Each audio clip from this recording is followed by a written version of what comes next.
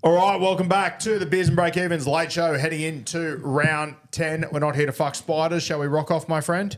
Fired up, mate. Yeah, I'm ready to go. I'm feeling good. I think I won last week. You did win last week. I think I might have won one at somewhere at Magic Round 2, or am I imagining that? Imagining it. Imagining it. You don't That win makes 2 in a sense. row. That's right. Well, today's the first. You ready? Scissor, paper, rock. Scissor, paper, rock. Fuck, it got me again. I know you got a bad record, but Mate, I tell you what, I've got I've got a bad record up front. when you draw Second the up, first one, I'm fucked. that's I'm what I was all going to at say. sea. When I don't want to, I will. I don't want to ruin it for my future ones, but every time we draw on the first one, I just go, Roos throwing the exact same thing. And it works. It works. And I'll be back next week with a double rock. I know that. don't know if Kat got the wide shot for that, but I did. Good, because when we were doing the second one, just really, I stared you into your soul and just gave you the wide eyes just to take your mind off the fact that you were going to do the exact same thing. And I did. And you did. Good to see. Are you going to take the new ball? I'll take the new ball, mate. Love to see it. All right. Okay, first question from Owen Shembry. Thoughts on Leka as a buy now for 448k now that he has 80 minutes? Oh, boy. Halasima. I mean, straight off the bat, I'm not buying him. He's awkwardly priced at 448k, and the origin period buy coverage to the Warriors isn't good. This isn't even based on stats, say he's going to be a gun, but 80 minutes on the edge, he could be like the next Elias Katoa and the rest. Every box he ticks says Supercoach gun to me. I'm just not as a buy this week. I feel like I'll regret it. Roo? Yeah, I feel like I could regret it as well. I won't be doing it. If he was 348k, I'd do it in a heartbeat. I feel like I've just missed the boat a little bit, but as you said, mate, Eli Katoa, Dave Fafita, these sort of guys, he's got that sort of potential. It's going to be a scary watch as a non-owner. Good job. Okay. From Jakey Warner, break the bank for Drinkwater or anti-pod? Ooh, I'm obviously a drink water owner, and I'm a big fan. What's he priced at? 822. Oh. I mean, he's only going to go up. He's got a buy in 2 weeks, but then the run's very good. I'm okay with people paying for him, to be honest with you. I know it's a lot of bicky, but I think he's after that buy. I think he's going to really fly. I like the way he's playing at the moment. I like the way the Cowboys are moving the football. So once again, a lot of money, but you got to pay money to get points in this game. I think you do it as well. I think you break the bank. Break even of 10, plays his next 3 games in Townsville, which is bonkers. So got that round 12 bye. After that, he doesn't have another bye until round 27. So I just think with Drinky and the football he's playing, the attacking stats he gets, you just risk with those 2 massive scores and his rolling average of him being 900k plus and you can't get to him. I think you break the bank and I think you just get him in. Mate, his draw over the next few weeks, there's some cracking games, some tough ones in there. He plays Melbourne twice, Canterbury, but there's some absolute golden games in there that it's going to be terrifying not to own him. Okay. Thank you, Good Kat. job. From S. Conley, is Cleary a hold over the origin period? Panthers may need him to back up.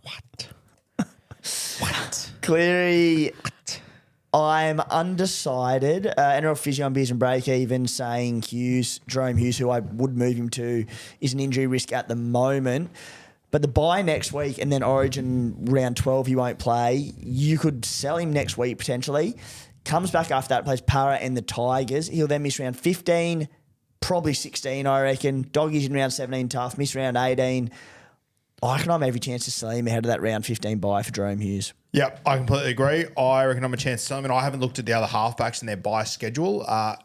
Nico interests me, but I'll have to have a look at that buy schedule. But yeah, I do think I'll be selling Nath. Yeah, Hughes, sorry, has the bye around 15, so it might even be around 16, but just looms that way, yeah. Yeah. Nice. Good job. I love the teamwork that's going on this week. Carly Walls, is it worth holding Isako?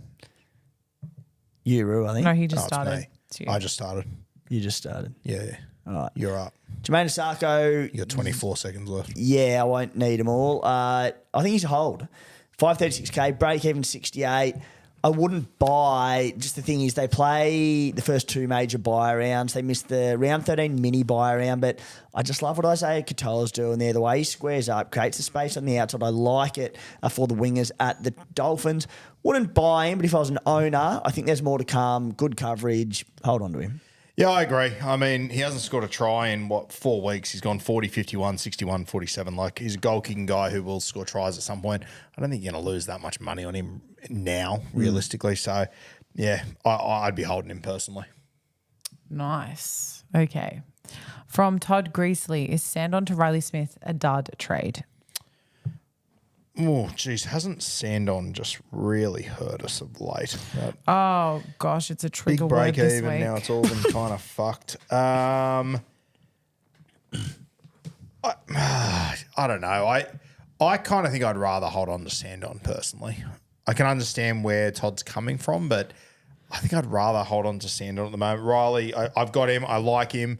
But unless attacking stats start to come, I'm just not sure how worth it it's going to be. All scores all in the 30s the few weeks before that, playing 65 plus minutes. Yeah, I don't know. I think I'd rather hold on to Sandon and just wait for those big scores to come because they will again. Nice. I'm looking at holding. I think, look, you play around 12, 15, 18. There's not a lot else going on at hooker. My concern is that I have him and Riley Smith in my hooking spot. So, look, I wouldn't be moving him to Riley Smith, no. The fact that the Roosters then go Doggies, Sharks, Raiders, Knights in Newey, it's a pretty tough draw. I'm going to have to play one of them each week. I don't love it, but yeah, I think I don't like that trade, no. Yeah.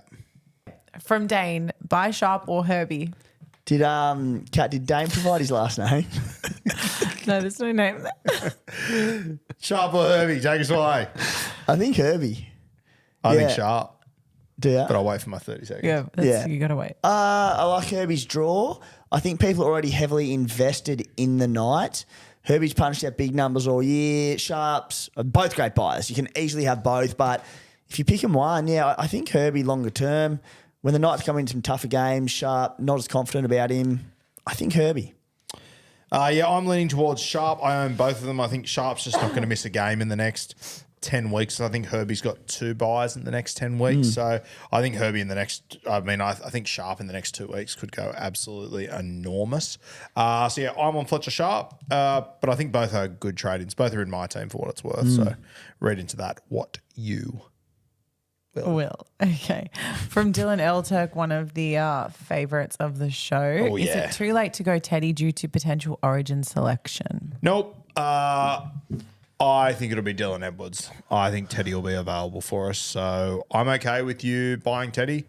He's not cheap. I don't know what he's at. I own him, so I haven't really. 889K break even 33. Good God. That's a lot of Bicky. But, mate, the guy's absolutely flying. Last 5 weeks, 101, 91, 65, 128, 130. Comes off a bye this week. Has got a few buys in there, to be fair, but I think he'll play those major bye weeks. So I think it'll be worth having in those. Timmy. I think I'd wait till round 12. Look, he plays the Doggies, arguably the best defence in the NRL at the moment. That's after the bye. He'll score well. It's Teddy. He'll go up a bit in cash, but you can then wait and just alleviate any concern of not just him getting selected for Origin. I don't think he will. I'm with you, Roo. But if anything would happen to Dylan Edwards as well, in the meantime, they do have to buy next week, the Panthers, to be fair. It's a bit of a spanner. But Yeah, but he's in, he might be injured right now. Sorry, keep going. He that's might be the injured quickest right 30 now. seconds of all time. Like he went off with a hammy last week, Jill Edwards. So To that point, he's in the frame. He's in the conversation, if nothing else, Tedesco. I don't think he'll be there. I just think you can wait through the Doggies game. It might cost you 30, 40K, but I think it's worth waiting because if he does get picked in Origin for whatever reason, he's a sell for owners because he'll miss so many games. yeah, fair shout. All right, last question. Who was the pod play of Magic Round? Ooh. Take us away. Yeah, pod play. Pod play's hard because there are so many big personalities that you know are going to go hard and go well. Like Clutzy, I think every year is like the undisputed MVP. Corey Parker. Yeah, Clementine Cassidy, she's always right up there as well. So they're just not pod plays, right? I think one for me, mate, and you're not going to like this. 'Cause I think you gave me a stick last week, but I thought Donny Sport was big. Oh, he was going to be mine Yeah. too. Yeah. Yeah, he's good, Donny He Sports. performed big. I expect good attitude. I expect good vibes. I expect him to have a bit of a crack, but I think he did exceed expectations for me. I think he was the pod player of the weekend. Yeah, I would have him right up there, Donny. I don't like him as a human, but I think he was a bit of a pod player up there. He's good. I know this guy's probably not a pod, but I spent a lot of time with this fella, and I I think he might have had the funniest 3 days a human's had from Hammy. Mate, some of the shit he came up with on the weekend was unbelievable. I know he was probably at 70% ownership before the weekend, but the 30 that didn't have him, I must make him a pod play. I was having dinner with him one night and I had to put my knife and fork down because I was crying at one point. It was... No, I'll pay that. He was in unbelievable form and... He was seeing him like beach balls. He was unbelievable.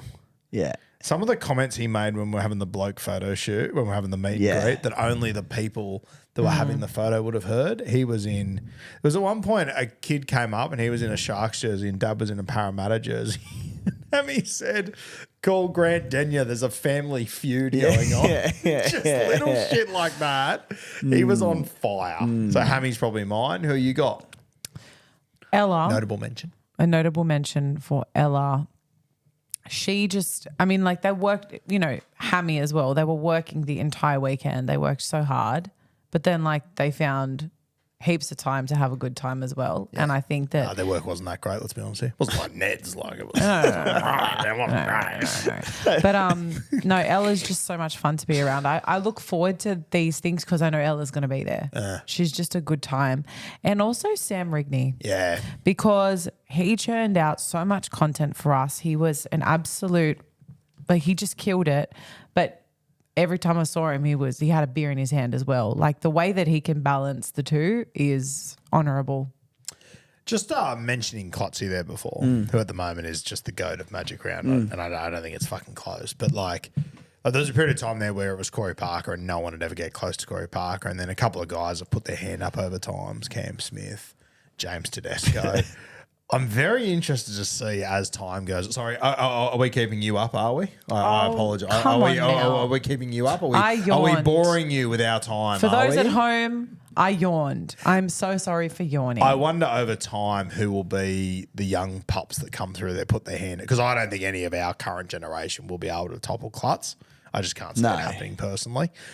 He's in his own league. He's in his own league. Yeah, he's in a different league completely. Yeah, he can't be... It's not even close. Bloody brilliant beers for those playing at home who aren't aware. Yeah, just go and check out their stuff. They're good at what they do and he's a funny man. Yes, for sure. I love that I cop more shit for leaving on Sunday than Das got for not showing up at all. But that's fine. We'll save that for another day. It was his girlfriend's 30th in a row why he couldn't go hard out. Yeah. So shout out to Das. Great point. I missed that. I knew he wasn't there, but how... I was all for the boys giving you stick for not being there on the Sunday, but how's Das miss out on those shirts? Didn't even show up. I think Kempy went home on Friday morning. Yeah. That's fine. Well, whatever. I'll take it. It's not my story, you'll hear. Tough going. Tough going, mate. We done? We're done. Giddy up. Thank you for joining us once again, guys, on The Late Show. We will see you next week.